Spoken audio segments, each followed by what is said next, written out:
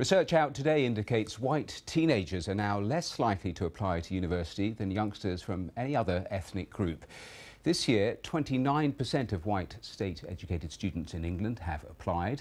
That compares with 40% of students with an Asian background and 34% of black students. That's up from 20% 7 years ago.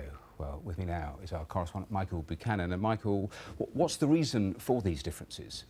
Well, the first thing to say is that what these figures show is that the overall number of students applying to university is up this year, having fallen slightly last year after the higher £9,000 fees were introduced in many areas. But what a detailed analysis of these figures show is that whether you apply to university is strongly linked to your colour, your sex, how much your parents earn and where you live. So more women than men apply.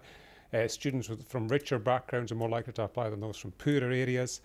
Where you live, London, Northern Ireland, much higher rates of application than teenagers in the northeast and the southwest of England, for instance, and colour as well. As you said yourself, just 29% of white teenagers are applying, whilst it's up to 57% for teenagers from a Chinese background.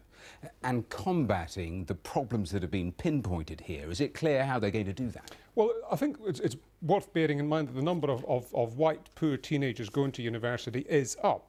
It's just the rate of increase is not as high as it is for other areas, and that has been driven by outreach programs that many of the universities have been running for several years now, trying to encourage people to come to university, setting on the merits of going to university.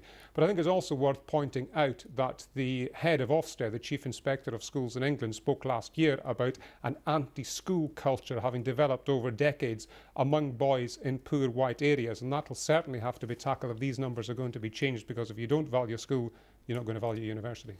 Michael, thanks very much. Thank you. The Iraqi